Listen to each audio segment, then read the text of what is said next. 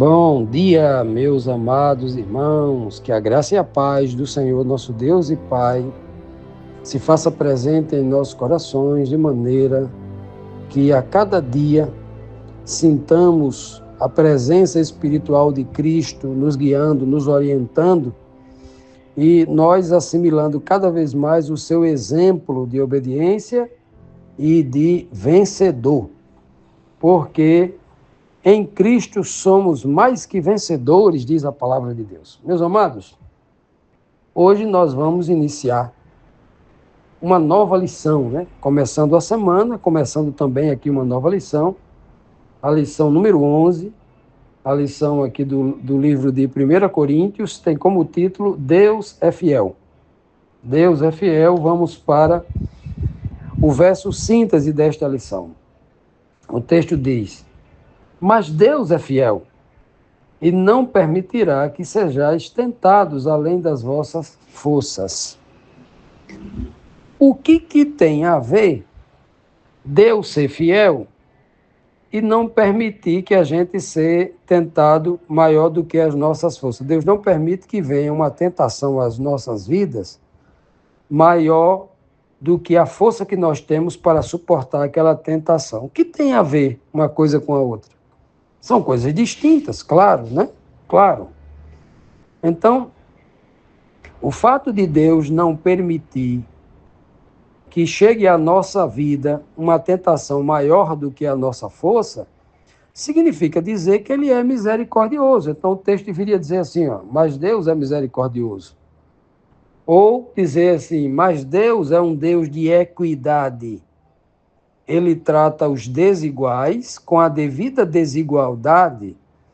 Aquele que está 3 dias sem comer, ele vai dar o equivalente a uma comida para 3 dias. Aquele que está apenas há 1 dia sem comer, ele vai dar o equivalente à comida de 1 dia. Isso seria tratar com equidade, tratar com a devida igualdade, igualando todos, né? Olha que coisa linda. Não deveria ser isso? Sim, para que o texto isolado se torne uma mensagem coerente, deveria dizer isso. Mas o texto aqui é uma mensagem coerente. A questão é que esse termo Deus é fiel está vinculado a uma mensagem contextual. Porque esse Deus, ele é fiel por quê? Porque ele prometeu lá atrás que jamais permitiria que nos desse uma carga maior do que pesada ao ponto de que a gente não pudesse suportar. Ou seja, uma carga maior do que as nossas forças. Uma caminhada maior do que a nossa resistência.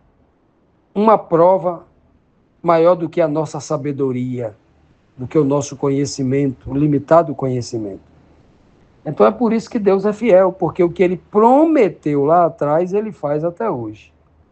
E é em cima dessa verdade aqui, no contexto dessa verdade, que todos os homens não têm nenhuma razão em reclamar, dizer assim, eu só caí naquela tentação, eu só cedi e cometi aquele pecado, porque o pecado se tornou irresistível. Ou seja, eu estou dizendo, a culpa é de Deus, que permitiu uma tentação maior do que a que eu posso vencer, posso suportar. Então, esse texto nos garante que todas as tentações que vêm à nossa vida, o Senhor também nos dá a força para suportar. Ou o escape diante da ameaça, diante do perigo. Então, esse Deus maravilhoso é esse que Paulo chama de que Deus é fiel. Então, ele é exatamente isso aqui. Então, essa semana, a gente vai estudar uma mensagem contextual para que nós entendamos que Deus é fiel. O Deus que permitiu que os irmãos da igreja de Corinto, né? Se tinha alguém lá em Corinto deitando com a mulher do pai, ele podia suportar essa tentação. Se ele não suportou, ele não é inocente. Ele não suportou porque ele está mais inclinado, ama mais a carne do que a Deus. Claramente assim. Se tem irmãos lá em Corinto que está sendo avarento, idólatra, tem alguns falando mal de Paulo porque está cobiçando a posição de Paulo. Alguém está com algum interesse lá. E se eles não estão vencendo essa tentação, é porque se deixaram vencer pela maldade, estão amando mais a mentira, mais a maldade do que a verdade e o bem. Continuando, amados, vamos aqui para a nossa primeira pergunta da nossa lição semanal aqui. A primeira pergunta diz assim: que grande exemplo usa Paulo para incentivar os irmãos a não desistirem de sua jornada espiritual? 1 Coríntios 9, 24 diz assim: não sabeis vós que os que correm no estádio, todos, na verdade, correm, mas um só leva o prêmio? Correi de tal maneira que o alcanceis. Paulo está mostrando aqui, usando aqui uma figura de linguagem para mostrar claramente o empenho de que deve ter um servo de Deus na obra de Cristo. E, principalmente, justificando o que ele diz nos textos anteriores. Nos textos anteriores, ele disse assim, olha, pessoal, irmãos aí de Corinto, olha, eu tenho direito a ter uma mulher, eu tenho direito a comer do dinheiro que chega na minha mão para eu levar para os outros irmãos, né? Eu tenho todo direito, porque o boi, ninguém amarra a boca do boi enquanto o boi está trabalhando, né? Todos os outros apóstolos fazem isso e têm esposa com eles lá. Eu sou diferente dos outros apóstolos, eu nem uso desse dinheiro e nem tenho esposa. Eu sou o apóstolo mais barato financeiramente que vocês têm.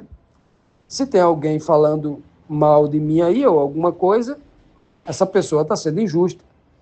Não está sendo usada por Deus para isso. Era mais ou menos isso que Paulo queria dizer. E quando ele diz aqui assim, ele está justificando assim, olha, sabe como é que eu trabalho para Cristo?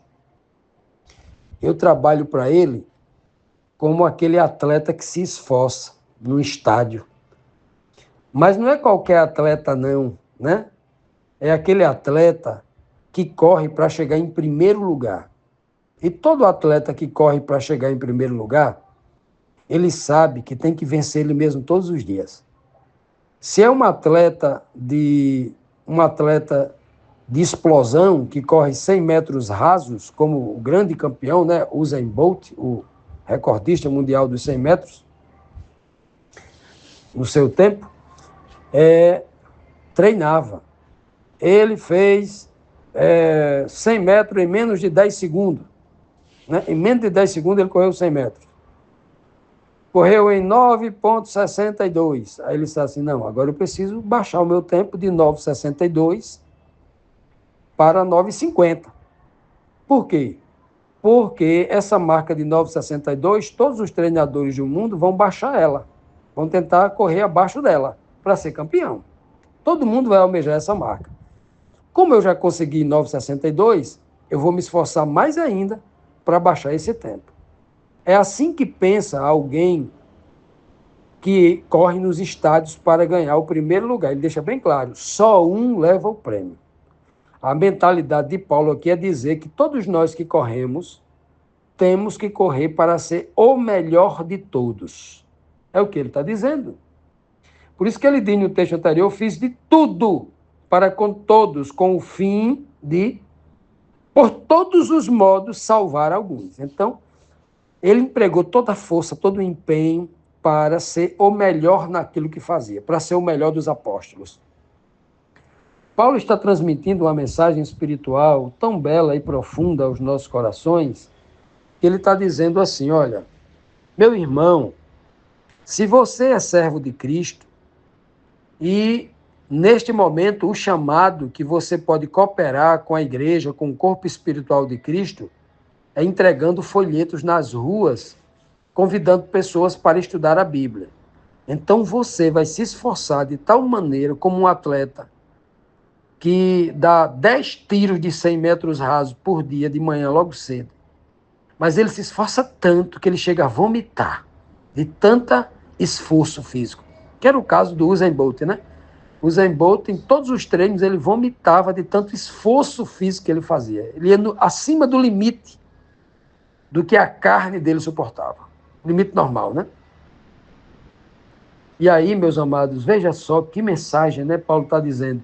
Você tem que ser o melhor entregador de folhetos que pode existir. Você não vai ser aquelas pessoas que chegam nas casas fechadas e jogam o folheto por debaixo da porta. Não.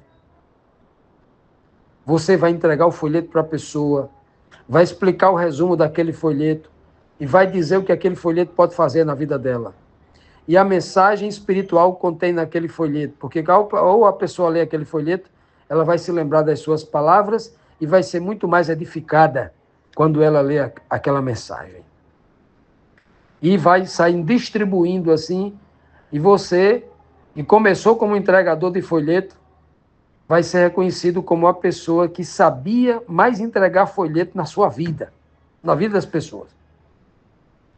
Se você foi chamado para ser o porteiro da igreja, você vai ser o mais simpático, o mais pontual, o mais arrumado, o mais asseado possível, né? As pessoas têm que sentir falta quando você não está naquele lugar, do seu sorriso, do seu aperto de mão. Se você foi chamado na obra de Deus para ser um cantor, você vai se esforçar, não só para ter a mais bela voz, mas para cantar o mais afinado possível, para decorar todos os hinos, para meditar na letra do hino e quando as pessoas olharem para você, sentir que você está sentindo o hino e elas também sintam aquele mesmo espírito e seja motivada. Se você é um pregador, que seja o melhor dos pregadores. Se você é um mestre, um professor, que seja o melhor que ensina. Se você é uma pessoa que ajuda, ajude com todo o coração, seja o maior e o melhor que ajude. É o que Paulo está dizendo. Ora, quem é que corre pelo prêmio? Aquele que chega em primeiro lugar. Né? E ele manda, correi de tal maneira que o alcanceis. Corra de uma maneira, empregando tanto esforço, que você não aceite o segundo lugar. Tem que ser o primeiro. Tem que alcançar o prêmio. Você depende desse prêmio. E isso aqui, Paulo não está ensinando a salvação pelas obras. Ele está falando de esforço próprio, de conscientização, de uma consciência de que Deus me capacita, Deus me dá todas as condições para eu ser o melhor entregador de folheto, o melhor porteiro, o melhor cantor, o melhor professor. Ele me dá todas as condições. E aí, ele me dando todas as condições, eu vou me esforçar, eu vou me empregar mais tempo para aprender, para servir melhor. É nisso que Paulo está falando. Né? Então, por isso que a Bíblia diz que o reino de Deus se toma pelo esforço, o esforço de cada um. Se eu já tenho tudo que eu preciso para ser salvo, porque Deus me dispõe tudo, agora depende de mim, eu fazer a minha parte. Continuando, meus amados, vamos aqui para a nossa segunda pergunta, a segunda pergunta da nossa lição, né? E que lição preciosa é essa, né? Mostrando aí a fidelidade de Deus. A segunda pergunta diz assim: que contraste há entre a coroa que o atleta corredor busca em relação à coroa do cristão? Paulo faz aqui uma comparação, né? E obviamente usando aí a alusão de uma coisa do mundo que os cristãos naquela época não faziam. Os cristãos não corriam em estádios para ganhar esses prêmios, né? Esses prêmios ali, os corredores dos estádios muitas vezes usavam até de uma consciência desonesta para vencer o outro, né? O importante era vencer e vencer e humilhar o outro, né? Hoje é diferente, tem até cristãos hoje que são atletas, né? Não tem nada de errado nisso. São atletas para promover aí, né? Estimular a saúde das pessoas, para que elas façam exercício físico, atletas que vestem uma marca, né? Usam um suplemento, uma vitamina, alguma coisa nesse sentido, para estimular as pessoas a fazer isso. Hoje tem uma conscientização muito bonita no meio, né, dos atletas, né? Pelo menos é estimulado isso. Ah, mas tem alguém que ainda tem um espírito de competitividade que é desonesto? Tem. Tem alguém que quer subir pisando nos outros? Tem. Mas é muito estimulado, é pregado no meio deles lá o fair play, né? O jogo limpo, é, é, aquela pessoa que ajuda o outro a chegar, né? Aquele que tem muito disso, são poucos atletas, mas tem uma consciência cada vez mais crescente nisso. E espero que cresça mais, né? Mas nós não vamos falar aqui de como são esses atletas hoje. Vamos apenas pegar este exemplo, o exemplo da época de Paulo, né? Que os atletas eram verdadeiros gladiadores que disputavam entre si, né? Para quem ficava com o prêmio lá. Paulo cita o termo aqui de uma coroa de ouro. Hoje, as pessoas correm por um troféu, né? Um troféu, uma taça, um troféu, algo que represente que ele é o campeão. E claro que hoje ele não ganha só uma taça, uma coroa de ouro, um troféu, né? Um sujeito que é campeão, assim que ele é campeão, 200 marcas milionárias buscam ele para que ele seja um patrocinador e ele agora ganha aí muito dinheiro, né? Alguém que sobe no pódio em primeiro lugar numa Olimpíada, ele se torna alguém muito rico, porque muitas marcas poderosas vão querer tê-lo na sua galeria de divulgadores, né? De colaboradores na parte de mídia, marketing, etc. Então, é muito diferente, né, essa ideia com a do passado. Mas o que Paulo quer trazer aqui é fazendo uma comparação da busca por prêmios. Todos os corredores aqui da Terra, né, tanto do dia de Paulo como de hoje, eles fazem isso para ganhar prêmio. E quais são os prêmios que eles ganham? Dinheiro, reputação, né, como atleta, como profissional do atletismo, e fama, reconhecimento humano dos homens. Se ele for um atleta cristão e é muito fiel, segue os princípios de Cristo, obviamente que ele vai ter reconhecimento de Deus também. Mas aqueles que buscam só essas coisas, né? O dinheiro, a fama, ter um nome na história, né? Ter um orgulho, um reconhecimento dos pais, o orgulho, trazer o orgulho, reconhecimento aos pais também, tudo é reconhecimento. Tudo isso é passageiro, né? Com o tempo, isso vira cinza.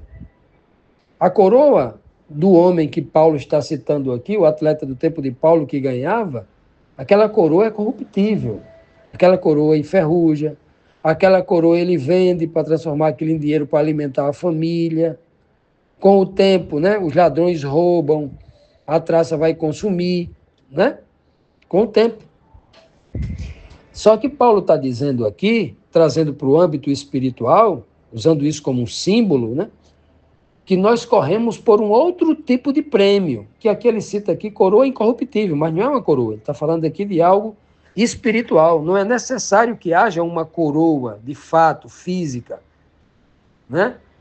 O que ele está falando aqui, por que ele usa o termo coroa e não taça, troféu? Porque coroa se põe na cabeça. E é na cabeça aonde Deus entrega o nosso prêmio, é na nossa mente onde o Espírito de Deus nos entrega o grande prêmio. O prêmio que Deus entrega em nosso espírito é exatamente a unção do Espírito de Deus, uma compreensão. A compreensão que... Qual é a compreensão máxima que a gente pode ter? Compreensão da graça de Deus. A graça de Deus é compreender o seu amor. E compreendendo o seu amor, a gente é preenchido de um poder tão grande que não faz apenas a gente conhecer do que Deus foi capaz de fazer por nós, do que Cristo foi capaz de fazer por nós também. Mas entender que a gente também pode fazer algo semelhante, guardado as devidas proporções. Eu posso fazer a minha pequena parte e somar a grande parte que já foi feita por Deus e a grande parte que já foi feita por Cristo. Essa conscientização é aquilo que muitos chamam de discernimento espiritual. E não há coroa mais valiosa que seja posta em nossa cabeça do que essa.